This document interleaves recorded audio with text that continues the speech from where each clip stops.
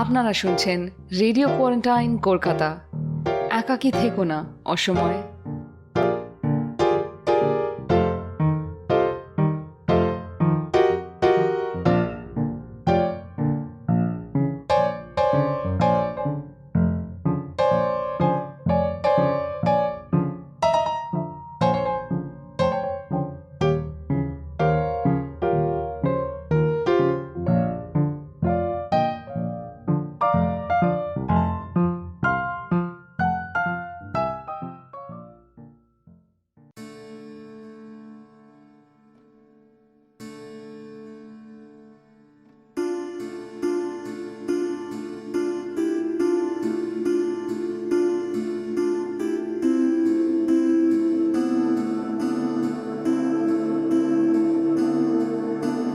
নমস্কার, রেডিও কোয়ারেন্টাইনে আজ আমরা আলোচনা করছি মহামারী সাহিত্যে।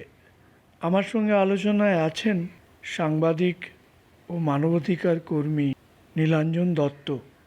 করোনাকালে ঘরবন্দি হয়ে আলবেয়ার কামুর দ্য প্লেগ পড়ছি। উপন্যাসটি বহু পঠিত ও চর্চিত। যে কোনো কালজয়ী শিল্প সাহিত্যের অনেকগুলি মাত্রা থাকে। প্রজন্মের পর প্রজন্ম পড়তে পড়তে, দেখতে দেখতে বা শুনতে শুনতে তাদের সমসাময়িক অভিজ্ঞতা অনুভবের ছায়া খুঁজে পান এইসব লেখায়, ছবিতে, গানে, অথবা নিজেদের অসংলগ্ন ভাবনা উপন্যাসের গভীর সত্যের আলোয় ভাস্বর হয়ে ওঠে।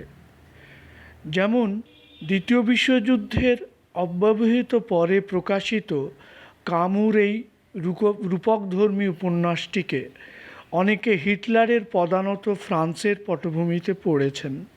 ফ্যাসিবাদের মহামারীর মধ্যে মৃত্যু উপত্যকায় মানুষের প্রতিরোধ ও আশাবাদের ছবি দেখেছেন। আবার ঠান্ডা যুদ্ধের পর্বে পাঠক এই উপন্যাসে পারমাণবিক প্রলয়ের ভয়ে ভীত মানুষের জীবনের জয়গান শুনেছেন। ততদিনে সমাজতন্ত্র ও গণতন্ত্রের ফলিত রূপগুলো নিয়ে কামুর আশাভঙ্গ ঘটেছে। আদর্শের টানাপোড়েনে সাত্রের সঙ্গে বন্ধু বিচ্ছেদ হয়েছে। এই ফাঁকে তিনি মিথ অফ সিসিফাস বা রেবেল লিখে ফেলেছেন। আত্মঘাতী বণিক সভ্যতা, নানা রঙের রক্তচক্ষু শাসকদের শিকলবন্দি ব্যবস্থায় মানুষের অস্তিত্বের অ্যাবসার্ডিটির প্রতীক কামু খুঁজে পেয়েছেন গ্রিক পুরাণের চরিত্র সিসিফাসের মধ্যে। তার মতোই আবহমান কাল পাহাড় চূড়ে পাথর ঠেলে তোলার পর তা গড়িয়ে পড়ার নিয়তি তাড়া করছে উত্তর পুরুষদের। এই অভিশপ্ত জীবন থেকে উত্তরণের সপ্ত সন্ধান বা কোনো স্বপ্নরাজ্যের অস্তিত্বে কামুর আর বিশ্বাস ছিল না।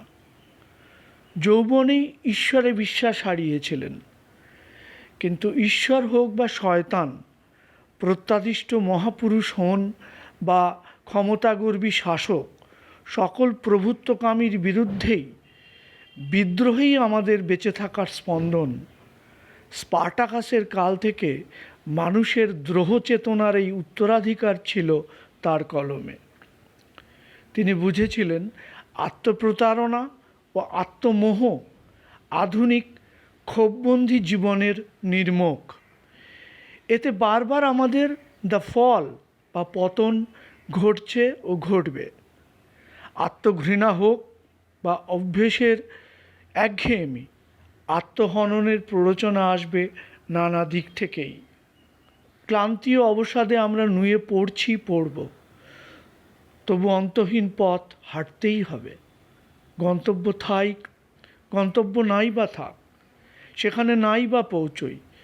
দিগন্ত রেখা বারবার দূরে সরে যাক, তবু জীবনকে ভালোবাসার মূল্য দিতেই হবে।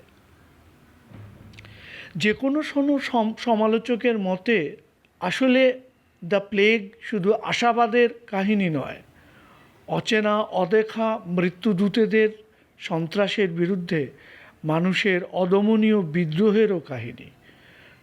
জয় করায়ত্ত হোক বা না হোক, লড়াইটাই যে আসল কথা। তাই তো আজ আমরা আরেক মহামারীর মধ্যে, মৃত্যু ও ঘৃণার যুগলবন্দি সন্ত্রাসের মধ্যে কামুকে ফিরে পড়ছি। বুঝে নিতে চাইছি আধুনিক যুগের প্লেগ কাল থেকে করোনা কালের ধারাবাহিকতাকে, বদলে যাওয়াকে।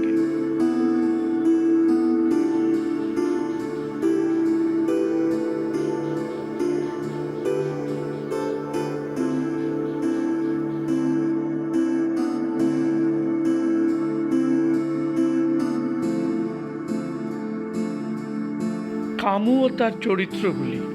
এককালের ফরাসি উপনিবেশ আলজেরিয়ার এক বন্দর শহর ওরাং।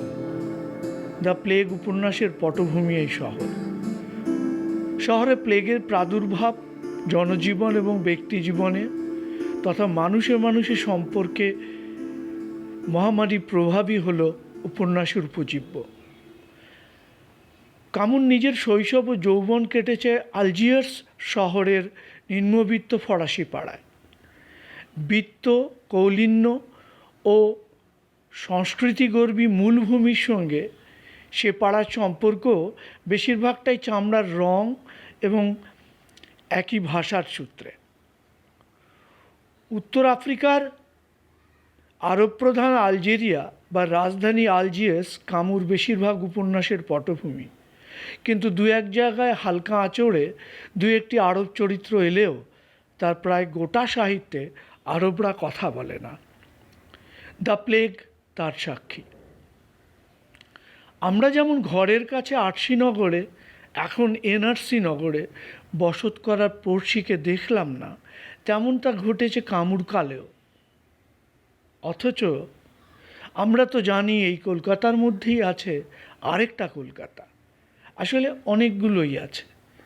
কামুর আলজিয়ার্সেও ছিল, কিন্তু দু এক জায়গায় আরব কোয়ার্টারের উল্লেখ এলেও প্লেগত্রস্ত শহরের নেটিভ পাড়ায় মাছ ভাজার গন্ধ ভিন্ন আর কোনোভাবে আরবদের উপস্থিতি তার চোখে ধরা পড়েনি। সেই কারণে অনেক সমালোচক কামুকে ঔপনিবেশিক সাহিত্যের অংশীদার বলেছেন।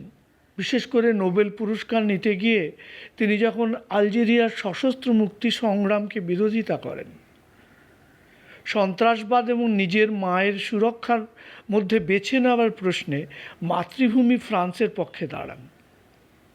সাদা ও কালো, কলোনাইজড ও কলোনাইজারদের আলাদা ঘেঁটো ইউরোপীয় বা আমেরিকান সাহিত্যে কতটা প্রবল তা আমরা জানি। তাই এই সমালোচনা তথা কামুর সীমাবদ্ধতাকে মনে রেখেই প্লেগের চরিত্রগুলোর অভিজ্ঞতা ও উপলব্ধিকে বোঝার চেষ্টা করছি। কেননা আমাদের কলোনিয়াল থেকে পোস্ট কলোনিয়াল শহরগুলিতে দেশি এলিট, ভদ্রলোক ও বস্তিপাড়ার বিভাজনকে মাথায় রেখে তার প্রতি নাকশিটকোনোটা ভণ্ডামি হবে। আমি ফরাসি উচ্চারণ জানি না, সম্ভাব্য উচ্চারণে প্রধান চরিত্রগুলোর নাম তরুণ চিকিৎসক বার্নার্ড রিয়ক্স বা রিও, এককালের রাজনৈতিক কর্মী জাঁ থুড়ো, সাংবাদিক রেমন্ড রেমবার্ট বা রেমো, জেসুইট পাদ্রী ফাদার ফেনেলাউক্স বা পেনেলিও, পুরকর্মী জোসেফ গ্র্যান্ড বা গ্রাঁ এবং আত্মঘাতপ্রবণ কোটার্ড। ন্যারেটার এবং প্রধান চরিত্র তরুণ ডাক্তার রিও। সে গরিবের ঘরের ছেলে হলেও উচ্চশিক্ষার সূত্রে মধ্যবিত্ত পাড়ায় থাকে মায়ের সঙ্গে, নিজের গাড়ি চড়ে, কোনো উচ্চকিত মতাদর্শ নেই। বস্তুত সারা উপন্যাসে কোথাও জীবন, মৃত্যু, ঈশ্বর, মানুষ, শাসক শাসিত ইত্যাদি সম্পর্ক নিয়ে অনাদিকালের তর্কে নিজের মত প্রতিষ্ঠার জন্য সে তুমুল কোনো বিবাদে জড়ায় না, কিন্তু তার অনুচ্চ কণ্ঠস্বরে দৃঢ়তা আছে। একই সঙ্গে আছে অন্যের মতকে বোঝার চেষ্টা। সবচেয়ে বড় কথা, আছে নিজের পেশার প্রতি অক্লান্ত দায়বোধ এবং মহামারীতে আক্রান্ত, ভীত, সন্ত্রস্ত ও সন্তপ্ত মানুষের সঙ্গে অনুচ্চ সহমর্মিতা। কিন্তু সে কোনো বিমূর্ত মানবিকতাবাদে বিশ্বাসী নয়। অনাদিকালের ঐশ্বরিক পরিকল্পনা হোক বা মানুষের স্বপ্নাদিষ্ট সমাজ রাষ্ট্রের কোনো আদিকল্প, কোনোটা নিয়েই তা বিশেষ কোনো মাথা ঘামানো নেই।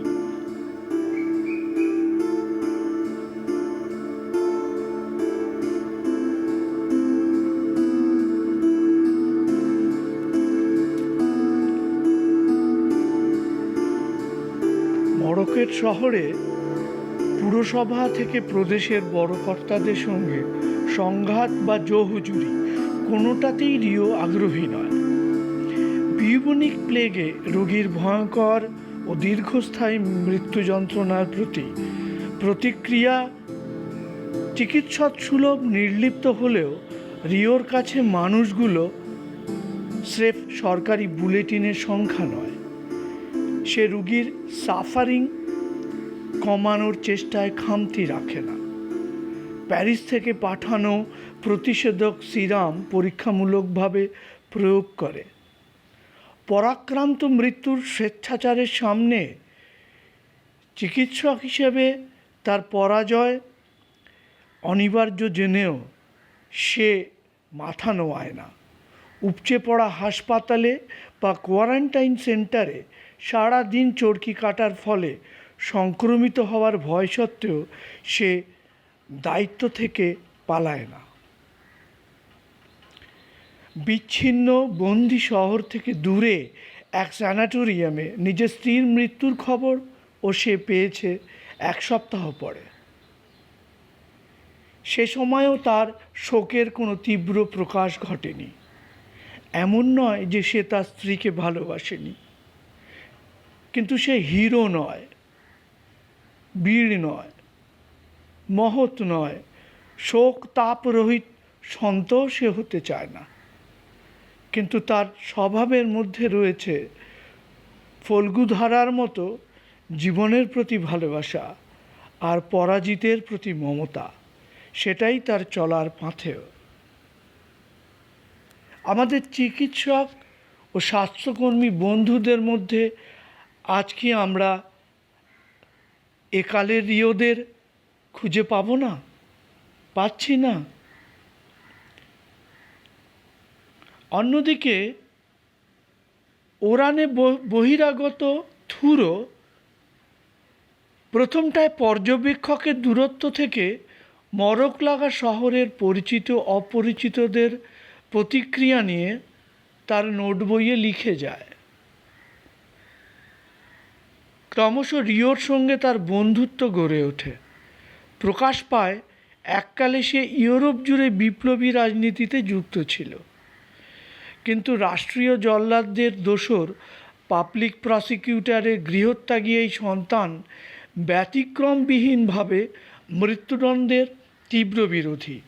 ফলে বিপ্লবী হিংসার গর্ভে মর্তে স্বর্গস্থাপনায় বিশ্বাসী রাষ্ট্রবিরোধীদের সঙ্গে তার সংঘাত বাধে। সে বিপ্লব প্রকল্পে আস্থা হারায়, কিন্তু সমাজ থেকে দূরে সরে যেতে চায় না। মরক্কোর শহরে সে বুঝতে পারে আমরা সবাই কোনো না কোনোভাবে মৃত্যুদূত প্লেগ দ্বারা আক্রান্ত। ক্রমশ তাই নির্লিপ্ত পর্যবেক্ষকের ভূমিকা ছেড়ে সে রিওর সহযোগী স্বেচ্ছাসেবকদের সারিতে যোগ দেয়। কেননা তার স্বভাবের মধ্যেই যে রয়েছে জড়িয়ে পড়া, শেকড় খুঁজে ফেরা। মানুষে মানুষে সহমর্মিতার পথেই সে শান্তি পেতে চায়। সে কি তবে ঈশ্বরহীন এক সন্ত হতে চায়? তা কি সম্ভব? রিওর এই প্রশ্নের উত্তর খুঁজতে খুঁজতে সে সংক্রমিত হয় এবং বন্ধু রিওর বাড়িতেই তার মৃত্যু ঘটে। স্মৃতিকাতর রিও ভাবে থুড়োর মতো মানুষেরা সারা জীবন কি খুঁজে ফেরে? তাদের জীবনে আশা আর স্বপ্ন ছাড়া যে শান্তি মেলে না। প্রিয় বিভ্রমের হাতছানি ছাড়া তাদের জীবন যে স্থবির ও একঘেয়ে। তাই কি অন্যের জন্যে জীবন উৎসর্গ করে সন্তের শান্তি পেয়েছিল থুরো? অনেক সমালোচকই থুরোর মধ্যে ব্যক্তি কামুর ভাবনার জগতের প্রতিফলন দেখেছেন, যে হিংসায় বিশ্বাস রাখে না আর, কিন্তু বিদ্রোহে সামিল হয়। করোনাকালে দুর্গত মানুষের পাশে দাঁড়ানোর জন্যে ছুটে বেড়ানো আমাদের তরুণ বন্ধুদের মধ্যে, এমনকি আমাদের প্রজন্মের বন্ধুদের মধ্যেও কি আজকে থুরোকে খুঁজে পাই না?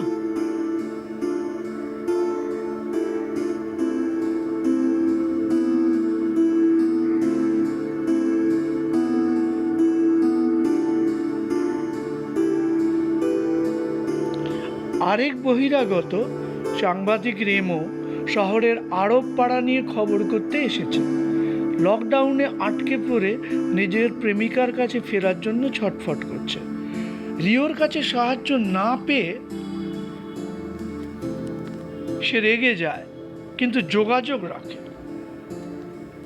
সাংবাদিক সুলভ তৎপরতায় শহরের আন্ডারওয়ার্ল্ডের সঙ্গে সেটিংও করে ফেলে, যাতে ঘুষের বিনিময়ে শহরের প্রাচীররক্ষীদের মদতে সে বাইরে চালান যেতে পারে। সেই চক্করে দিন কাটাতে কাটাতেই সে ক্রমশ রিও আর থুরোর কাছাকাছি আসে এবং তাদের সহযোগী বাহিনীতেও যোগ দেয়। যেদিন সত্যি তার বাইরে যাওয়ার সুযোগ এলো, সেদিন কিন্তু সে সিদ্ধান্ত বদলায়, কেননা সে ইতিমধ্যে শহরের মানুষগুলোকে নিতান্ত খবরের উপাদান এর বেশি ভাবতে শিখেছে। বুঝতে পেরেছে প্রেমিকার কণ্ঠলগ্ন হওয়ার তাড়নার নেপথ্যে তার শেকড়হীনতা আর পলায়নবৃত্তি নিহিত। সাংবাদিক কামুর ছায়া কি এই চরিত্র? জানি না, তবে নিজে সাংবাদিকতায় থাকায় আমি রেমোকে চিনতে পারি, নিজের মধ্যে, সহকর্মীদের মধ্যেও। আবার রেমোর নিজেকে পেরিয়ে যাওয়ার আকাঙ্ক্ষাকেও দেখতে পাই।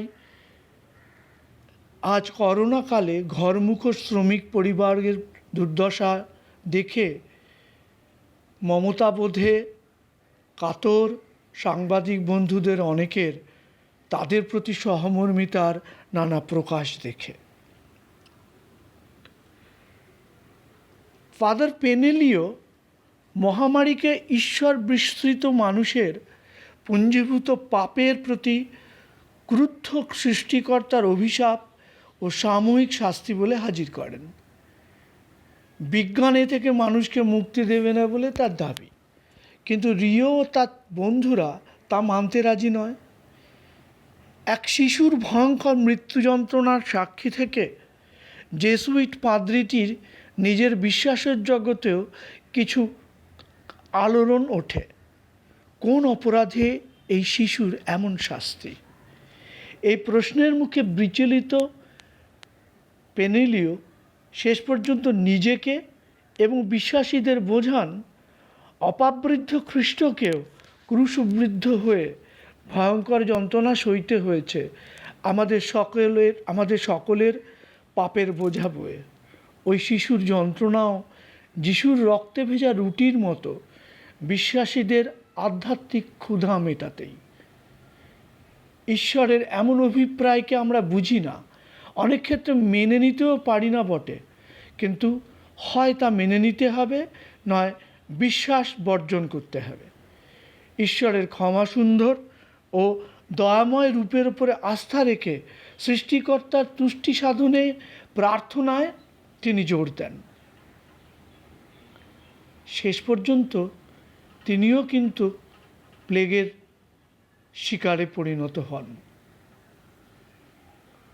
রিওর সঙ্গে তার যোগাযোগ সত্ত্বেও একজন পাদ্রির কি ডাক্তারের পরামর্শ নেওয়া উচিত, এই দোলাচলে ভুগে একসময় তিনি ঠিক করেন ঈশ্বর ভিন্ন পাদ্রির আর কোনো বন্ধু থাকা উচিত নয়। শেষে তাই তিনি মারা যান একা এবং একা। ঈশ্বর তার চিরশরণাগতকেও ক্ষমা করলেন না। করোনাকালেও কি আমরা দেশ ও দুনিয়ার নানা প্রান্তে ধর্মগুরু ও ধর্মভীরু মানুষের মধ্যে এমন অন্ধবিশ্বাসের প্রতিচ্ছবি দেখলাম না? দেখছি না।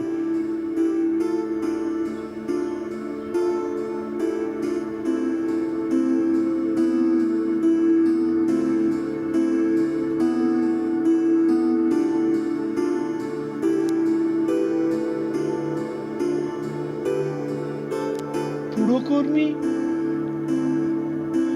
জাগরা ও আত্মঘাত প্রবণ কোটার্ড শহরের সাধারণ মানুষের অংশ, যারা রিও থুরোর সঙ্গে আক্রান্তদের পাশে দাঁড়ান। মুখচোরা পুরকর্মী গ্রা এক নিম্ন বেতনের কর্মী, যিনি ফাইলবাজির বাইরেও মানুষকে চেনেন এবং সাধ্যমতো সাহায্য করেন। সাহিত্য যশকামী এই ফোকলা প্রবীণের স্বপ্ন তিনি এমন একটি উপন্যাস লিখবেন যার পাণ্ডুলিপি পড়ে মুগ্ধ প্রকাশক টুপি খুলে দাঁড়াবেন। কিন্তু সেই স্বপ্নের উপন্যাসটির প্রথম লাইনটি অজস্রবার মাজা ঘষা করেও এগোতে পারেননি তিনি।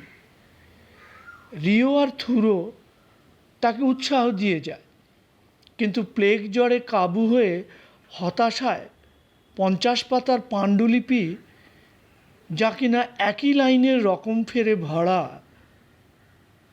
গ্রা তা পুড়িয়ে ফেলতে জোর করেন। কয়েকদিন পরে তার জ্বর নেমে যাওয়ায়, এই অপ্রত্যাশিতভাবে বেঁচে যাওয়ার ফলে তার আত্মপ্রত্যয় ফিরে আসে। রিও থুরোর কাছে তিনি ফের ঘোষণা করেন, আগের লেখা কিছু হয়নি বটে, কিন্তু আমি আবার লিখব। অন্যদিকে আত্মবিশ্বাসীন কোটার্ড আত্মহত্যায় ব্যর্থ হয়ে পুলিশি হয়রানির ভয়ে লুকিয়ে চলাফেরা করে। গোলমেলে সব ব্যবসার সূত্রে শহরের আলো আঁধারি জগতে তার যাতায়াত। আবার রাজনীতিবোধে সে বেশ র্যাডিক্যাল এবং সামাজিক মাৎসন্যায় একেবারেই মেনে নিতে পারে না। মারির কাল শেষ হলে তাকে ফের পুলিশ প্রশাসনের তাড়া খেতে হবে, এই ভয়ে সে রিওর কাছে জানতে চায় জনজীবন ফের স্বাভাবিক হওয়ার মানে কি। স্লেটে পুরনো আখর মুছে সবাই কি নতুন করে জীবন শুরু করতে পারবে, না আগের আঁকিবুকিতেই দাগা বুলোতে হবে? শেষ পর্যন্ত মারি আইন প্রয়োগে পুলিশি কড়াকড়ি এবং প্রতিবেশীদের সঙ্গে বিবাদের জেরে রকচটা কোটার্ড গুলিযুদ্ধে জড়িয়ে পড়ে এবং পুলিশের গুলিতে মরে। শহরের নতুন জীবন তার আর দেখা হলো না। পড়তে পড়তে আমি আমার মধ্যেই রিও, থুরো, গ্রা এদের সবাইকে খুঁজে পেয়েছি। ফেনেলিও ও কোটার্ডের ছায়া দেখেছি পরিচিতদের মধ্যে। কালোজয়ী সাহিত্যের আয়নায় এভাবেই তো আমরা আমাদের ভাঙাচোরা অস্তিত্বের চারপাশের প্রতিফলন খুঁজি, ফলে মায়া রহিয়া গেল। ওরান ও কলকাতা। কোটা উপন্যাসে প্লেগ বিধ্বস্ত ওরানের যে চালচিত্র কামু এঁকেছেন তা করোনাত্রস্ত কলকাতার সঙ্গে অনেকটাই মেলে। ওরানের মতো কলকাতার পাশেই সমুদ্র নেই, তবে নদী আছে। কামুর শহরে মানুষের চলাচল নিষিদ্ধ হয়নি, রেস্তোরাঁ ও পানশালাগুলোও খোলা আছে, যদিও খদ্দের কম। একদিকে সমুদ্র, অন্যদিকে প্রাচীরবন্দি ওরানে ট্রেন, বাস ও জাহাজ চলাচল বন্ধ থাকায় শহরবাসীর বিচ্ছিন্নতা ও বন্দিত্বের বোধ ক্রমশ বেড়েছে। মারি ঠেকাতে সরকারি নিয়মকানুনের জবরদস্তির বিরুদ্ধে তারা প্রশাসনের উপর রাক্ষোভও উগড়ে দেন। শহরের দেওয়াল পেরিয়ে প্রিয়জনের কাছে পৌঁছনোর তাড়না থেকে খণ্ডযুদ্ধ, পুলিশের গুলিও চলেছে। আছে খাদ্য এবং রোজকার জীবনে জরুরি অন্যান্য জিনিস নিয়ে কালোবাজারির ঘটনাও। সংক্রমিতদের ব্যবহৃত জিনিস পোড়াতে গিয়ে বস্তিতে আগুনও ছড়িয়েছে। প্লেগবাহী ইঁদুরের মড়ক দিয়ে উপন্যাসী মহামারীর পদধ্বনি। পরে এসেছে কুকুর বেড়ালের উপরে রাগ মেটানোর দৃশ্য। ওরানের মতো কলকাতার চারপাশে কোনো দেওয়াল তোলা হয়নি বটে, কিন্তু সেই শহরের মতোই প্রাথমিক প্রজাসম্মতির সুযোগে রাষ্ট্রীয় লক্ষণ রেখাকে বন্দিশালার গড়াত শলাকা বানাতে পুলিশ এবং শাসক দলীয় তৎপরতা ক্রমশ বাড়ছে। ওরানের মানুষের মতোই আমরাও তো ভেবেছিলাম মহামারী সাময়িক। ইতিহাসে মহামারী খুব কমই তো এসেছে, তার তুলনায় মানুষের বেঁচে থাকার ইতিহাসটাই দীর্ঘ। এই শুভেচ্ছার বোধে আমরা ভেবেছি লকডাউন দুদিনের ব্যাপার, এ সাময়িক দুঃস্বপ্ন মাত্র। কিন্তু দীর্ঘ থেকে দীর্ঘতর বিচ্ছিন্নতা ও বন্দিদশা থেকে আমাদের অবসাদ, অসহায়তা, নিষ্ফল ক্ষোভ, দুঃখ, রাগ বেড়েছে ওড়ানবাসীদের মতোই। তাদের মতোই হঠাৎ করে দূর দেশে বা রাজ্যে ছড়িয়ে পড়া প্রিয়জনদের ভুলে যাওয়ার আতঙ্ক, স্মৃতিকাতরতা বেড়েছে। বহুদূরের আরেক বন্দর শহরের মানুষের মতোই আমরা জানতাম না বিচ্ছেদকাল এত দীর্ঘ হবে। তাই বিদায়ের আগে মনের মানুষের সঙ্গে ভালো করে কথা বলিনি, তাদের বাহু ধরে বেশিক্ষণ বাঁধিনি। সেই কষ্ট এবং অপরাধবোধ এখন তীব্র হচ্ছে। কামুর শহরের মতোই আমরা ভেবেছি মড়ক আমাকে বা আমার পরিবারকে ছোবে না, কিন্তু পাড়ায় পাড়ায় সীমান্ত বেড়া, পাহারাদার চৌকি বসিয়ে করোনার থাবা আমরা এড়াতে পারছি কই? উপন্যাসের মতোই স্তব্ধ রাস্তায় হুটার বাজিয়ে তীব্র গতিতে ছুটে চলা অ্যাম্বুলেন্স বা পুলিশের গাড়ি রাত বিরেতে বুক কাঁপিয়ে দিচ্ছে। 40-এর দশকে ওড়ানের মতোই বাড়িতে কোনো রুগী ধরা পড়লে পুলিশ ও স্বাস্থ্যকর্মীদের বাহিনী জবরদস্তি তাকে হাসপাতালে পাঠাচ্ছে। শুধু তাই নয়, প্রায় যোগাযোগহীনভাবে বাড়ির লোকেদের কোয়ারেন্টাইন সেন্টারে পাঠিয়ে দিচ্ছে। কামুর শহরে ফাইলবাজির চক্করে সুস্থ প্রমাণিত হওয়ার পরেও সেখান থেকে মুক্তি পাচ্ছেন না মৃত সেই শিশুর পিতা শহরের, যিনি এক ম্যাজিস্ট্রেটও। আজকের কলকাতাও কি এমন ঘটছে না? মড়কের প্রকোপ বাড়ার সঙ্গে সঙ্গে মৃতদের প্রতি সামাজিক সম্মান জানানোর রীতিনীতি সরিয়ে রেখে গণকবর থেকে চুল্লিতে গণদাহ ওড়ানে ঘটেছে। কলকাতায় তা এখনও হচ্ছে না বটে, তবে হাসপাতালে রোগীর মৃত্যুর খবর প্রিয়জনদের না জানিয়েই দেহ পুড়িয়ে ফেলা সরকারি তৎপরতা দেখা যাচ্ছে। অন্যদিকে মৃতদেহ কবর বা দাহ করাতেও প্রতিবেশীদের বাধা। এইসব থেকে স্পষ্ট ওড়ান থেকে আমরা বেশি পিছিয়ে নেই, বরং করোনার কলকাতা বা দেশের অন্য শহরে যা ঘটছে তা ওড়ানে প্রায় ছিল না। কামুর কলমে সেখানে শিক্ষিত ভদ্রলোকের পাড়া বা বহুতলে প্রতিবেশীদের থেকে সংক্রমণের ভয়ে স্বার্থপরতা, সন্দেহভাজন রুগীদের প্রতি নীচতা, তার পরিবারের প্রতি অমানবিকতা, এমনকি ডাক্তার নার্সদের সামাজিক বয়কট বা বাড়ি ছাড়া করার দলবদ্ধ ও মহল্লাগত উদ্যোগ ওড়ানে দেখা যায়নি। মুসলমান প্রধান আরব মহল্লার সঙ্গে খ্রিস্টান ফরাসি মহল্লার মেলামেশা ছিল না বটে, কিন্তু সবজি বা ফল বেচতে আসা ভিন ধর্ম বা সংস্কৃতির মানুষ মাত্রেই ভাইরাসবাহী মৃত্যুদূত জ্ঞানে পেটানো, তাদের বয়কট করা, এসব ঘটনা কামু লেখেননি। প্রায় শতাব্দী পেরিয়ে এই সব ক্ষেত্রেই নেটিজেনদের ভারত অনেক এগিয়ে। কলকাতাও খুব পিছিয়ে রইল কি?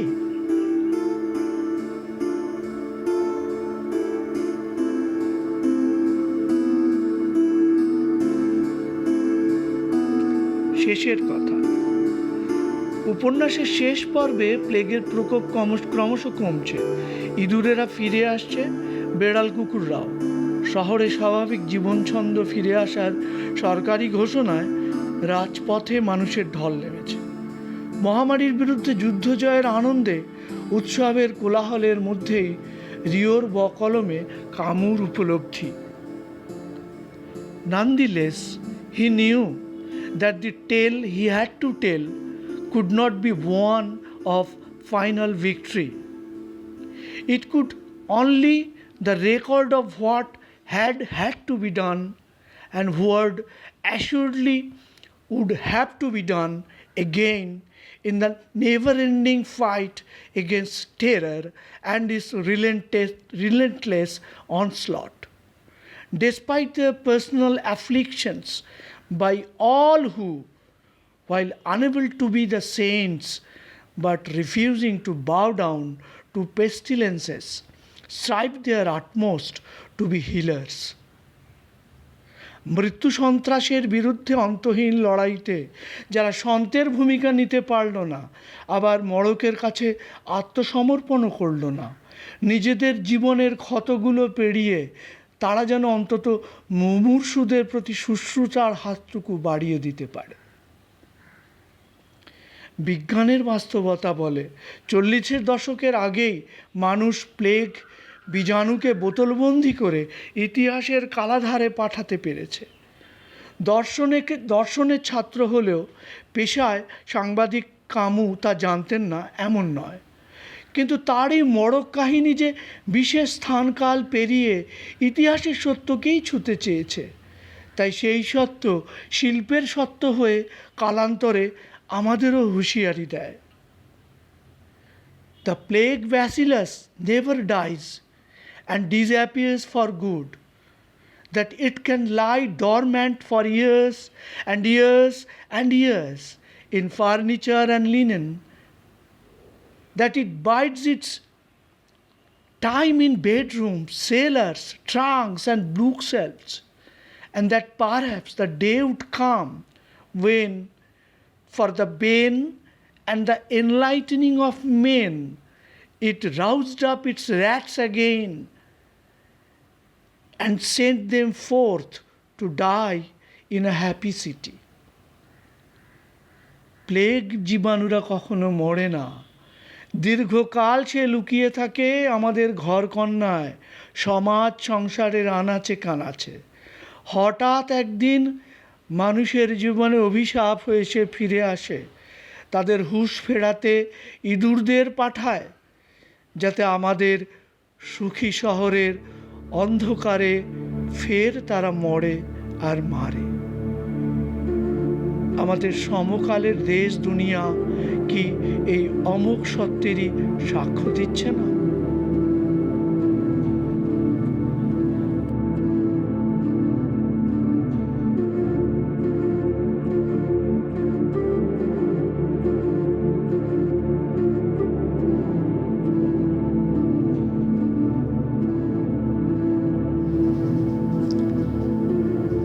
মহামারীর পটভূমিতে লেখা ইউরোপীয় সাহিত্য যতটা খ্যাতি পেয়েছে, এই উপমহাদেশের সাহিত্য অবশ্যই ততটা পায়নি।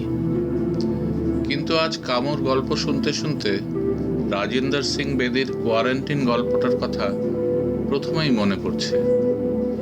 এর নায়কও কামুর নায়কের মতো একজন ডাক্তার।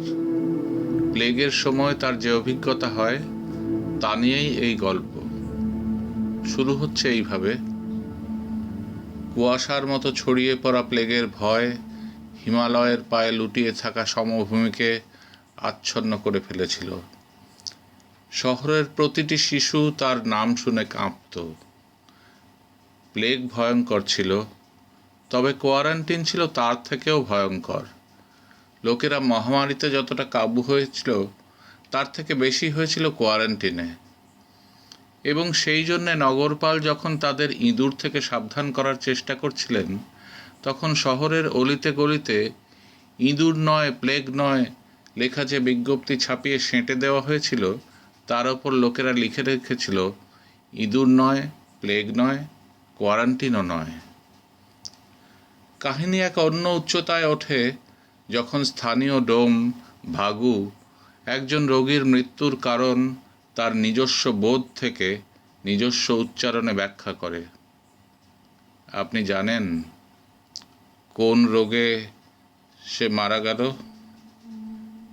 প্লেগে নয়, কন্টিনে।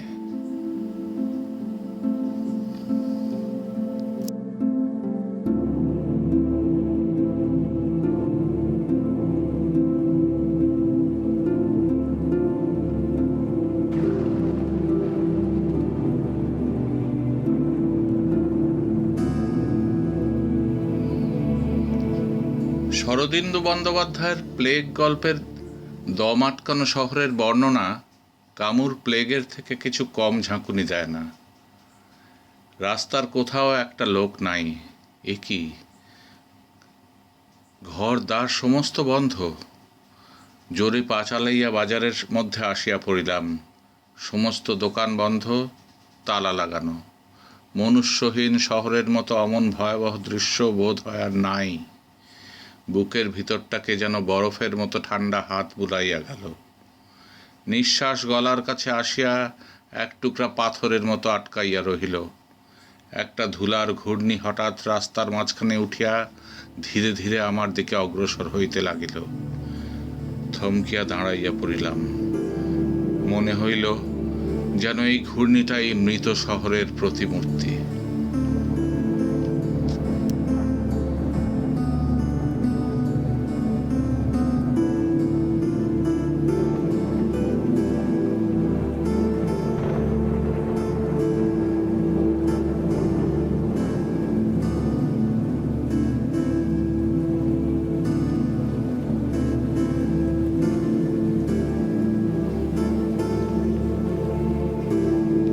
শরদিন্দুর আরেকটি গল্প সাদা পৃথিবী কামুর প্লেগের মতোই মারিকে নিয়ে এক ডিস্টোপিয়া বা নেতিবাচক কল্পজগৎ তৈরি করে। কিন্তু এই কল্পলোক সম্পূর্ণভাবেই কামুর বিপরীত অবস্থান থেকে, উপনিবেশের নিজস্ব দৃষ্টিকোণ থেকে দেখা। দ্বিতীয় বিশ্বযুদ্ধ শেষ হয়ে গেছে। সাম্রাজ্যবাদী দেশগুলো আত্মকলহে ক্ষতবিক্ষত। একের পর এক পদানত জাতি স্বাধীনতা ঘোষণা করছে। দুনিয়ার সবর্ণ অর্থাৎ কালো, বাদামি, পিত ইত্যাদি কালার্ড মানুষের মাথা তোলবার স্পর্ধা দেখে শ্বেতাঙ্গ সমাজের কলোনিয়াল পান্ডারা খুব চিন্তিত। স্যার জন হোয়াইট নামে একজন বিজ্ঞানী ও দার্শনিক, পাশ্চাত্য জগতের ঋষি বলে পরিচিত, তার গবেষণায় সাদা মানুষের মুক্তিপথ খুঁজে পেলেন। 6 অগস্ট 1946 তিনি বিলাতের রাষ্ট্রনায়কদের তা জানালেন। এই আবিষ্কারের জন্য তিনি নোবেল পুরস্কার পেলেন। পাশ্চাত্য রাষ্ট্রনায়করা তাঁর আবিষ্কার সারা পৃথিবীতে প্রয়োগ করতে উদ্যোগী হলো। তার ফল হতে থাকলো এইরকম। 25 ডিসেম্বর 1948 সম্প্রতি ভারতবর্ষে একটি উদ্বেগজনক সংবাদ পৌঁছিয়াছে। দক্ষিণ আমেরিকায় নাকি এক প্রকার অদ্ভুত মারি ভয় দেখা দিয়াছে। সহজ স্বাস্থ্যবান মানুষ রাস্তায় চলিতে চলিতে হঠাৎ পড়িয়া মরিয়া যাইতেছে। রোগের কোনো লক্ষণই এ পর্যন্ত ধরিতে পারা যায় নাই। উত্তর আমেরিকার যুক্তরাষ্ট্র কোনো ক্রমে বৈজ্ঞানিক উপায়ে এই মহামারীকে পানামা ক্যানালের পরপারে ঠেকাইয়া রাখিয়াছে। মহামারী কিন্তু অন্যদিকে প্রসার লাভ করিয়াছে। প্রশান্ত মহাসাগর ডিঙাইয়া ফিলিপিন দ্বীপপুঞ্জে দেখা দিয়াছে। আন্তর্জাতিক সমিতি সমুদ্রের ঘাঁটিতে ঘাঁটিতে কোয়ারেন্টাইন বসাইয়া এই মারির প্রসার রোধ করিবার চেষ্টা করিতেছেন। 15 মে 1949 মহামারীকে আটকাইয়া রাখা গেল না। চীন ও বর্মায় মহামৃত্যুর ডঙ্কা বাজিয়া উঠিয়াছে। পথে ঘাটে মানুষ মরিতেছে। বসিয়া বসিয়া মানুষ মরিয়া যাইতেছে। রেঙ্গুনে একদিনে 7,000 লোক মরিয়াছে। ভারতবর্ষের জাতীয় গভর্নমেন্ট চেষ্টা করিতেছেন যাহাতে এই নামহীন মৃত্যু এদেশে প্রবেশ করিতে না পারে। 9 জুন 1949 কলিকাতার লোক পলাইতে আরম্ভ করিয়াছে। মৃত্যু ভয়ে উন্মত্ত হইয়া যে যেদিকে পারিতেছে পলাইতেছে, কিন্তু পলাইয়া যাইবে কোথায়? করাল মৃত্যুর বিষ দিকে দিকে ছড়াইয়া পড়িয়াছে। বোম্বাই, মাদ্রাজ, লাহোর সর্বত্র এক অবস্থা। হাহাকার করিয়া মানুষ চারিদিকে ছুটাছুটি করিতেছে। কখন কাহার ললাটে মরণকাঠির স্পর্শ লাগিবে কেহ জানে না। মাছির মতো মানুষ মরিতেছে, সৎকার করিবার কেহ নাই। শীঘ্রই এই বিশাল ভারতভূমি শ্মশানের মতো হইয়া যাইবে। কেবল যাহা নির্জীব, যাহা ইট কাঠ পাথরে তৈরি, তাহাই থাকিয়া যাইবে। 6ই আগস্ট 1950। পৃথিবীর সবর্ণ জাতির আর একটি মানুষও বাঁচিয়া নাই। তাহাদের অস্থি কঙ্কালে সমস্ত পৃথিবী সাদা হইয়া গিয়াছে। লন্ডনে একটি মহতী সভা আহ্বান করিয়া স্যার জন হোয়াইটকে সম্বর্ধনা করা হইয়াছে। সভাস্থলে বিপুল আনন্দধ্বনির মধ্যে ঋষিকল্প বৃদ্ধ স্যার জন উঠিয়া বলেন, বিজ্ঞান বিশ্ব প্রকৃতির দর্পণ। এই দর্পণে আমরা প্রকৃতির স্বরূপ দেখিতে পাই। প্রকৃতির অমোঘ নিয়মে দয়া মায়ার স্থান নাই। যে যোগ্য সেই বাঁচিয়া থাকে, যে অনধিকারী তাহার বাঁচিবার দাবি নাই। প্রকৃতির দরবারে আমাদের শ্বেত জাতির বাঁচিয়া থাকিবার দাবি মঞ্জুর হইয়াছে। এই পর্যন্ত বলিয়া স্যার জন থামিয়া গেলেন। তারপর সহসা ধরাশায়ী হইলেন। দেখা গেল তাহার দেহে প্রাণ নাই। বিরাট সভা কয়েক মুহূর্তের জন্য নিস্তব্ধ হইয়া রহিল। এই স্তম্ভিত নীরবতার মধ্যে বিগ পেন ঘড়িতে মন্দ্রমন্থর শব্দে 3টা বাজিল।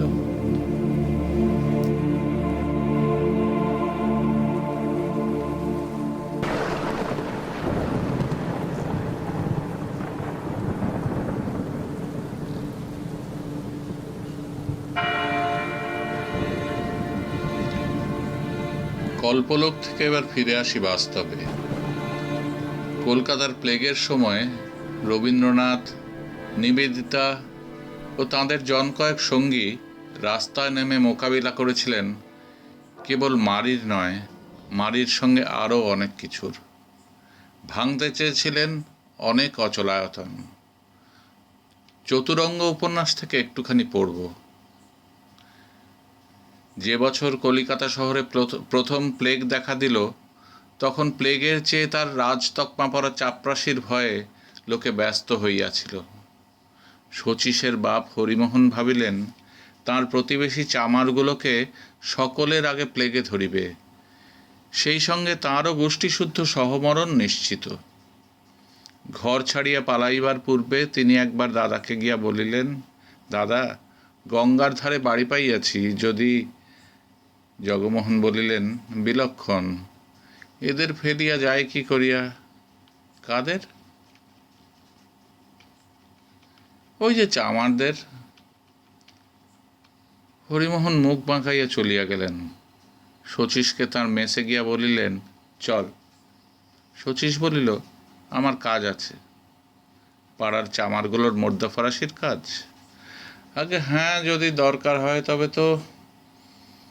আজ্ঞা হ্যাঁ বই কি, যদি দরকার হয় তবে তুমি তোমার 14 পুরুষকে নরকস্থ করিতে পারো। পাজি নচ্ছার নাস্তিক। ভরা কলির দুর্লক্ষণ দেখিয়া হরিমোহন হতাশ হইয়া বাড়ি ফিরিলেন। সেদিন তিনি খুদে খুদে অক্ষরে দুর্গা নাম লিখিয়া দিস্তাখানেক বালির কাগজ ভরিয়া ফেলিলেন। হরিমোহন চলিয়া গেলেন। পাড়ায় প্লেগ দেখা দিল। পাছে হাসপাতালে ধরিয়া লইয়া যায়, এজন্য লোকে ডাক্তার ডাকিতে চাহিল না। জগমোহন স্বয়ং প্লেগ হাসপাতাল দেখিয়া আসিয়া বলিলেন, ব্যামো হইয়াছে বলিয়া মানুষ তো অপরাধ করে নাই। তিনি চেষ্টা করিয়া নিজের বাড়িতে প্রাইভেট হসপিটাল বসাইলেন। শচীশের সঙ্গে আমরা 2-1 জন ছিলাম শুশ্রূষাবতী। আমাদের দলে একজন ডাক্তারও ছিলেন। আমাদের হাসপাতালে প্রথম রোগী জুটিল একজন মুসলমান। সে মরিল। দ্বিতীয় রোগী স্বয়ং জগমোহন। তিনিও বাঁচিলেন না।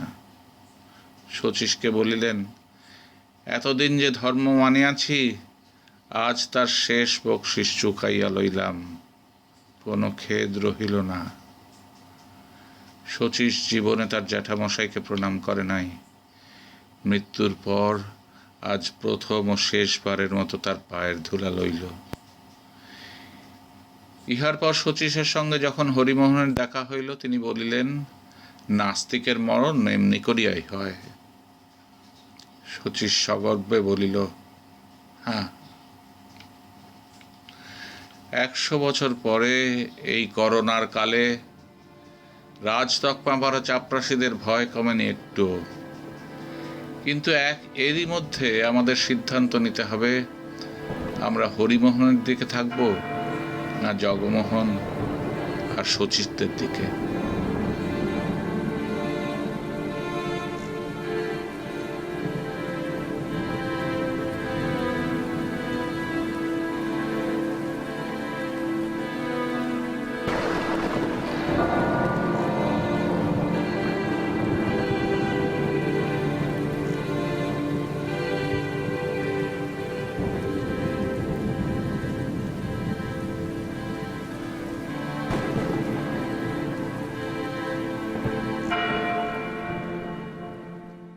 আপনারা শুনছেন রেডিও কোয়ারেন্টাইন কলকাতা। একাকী থেকো না অসময়।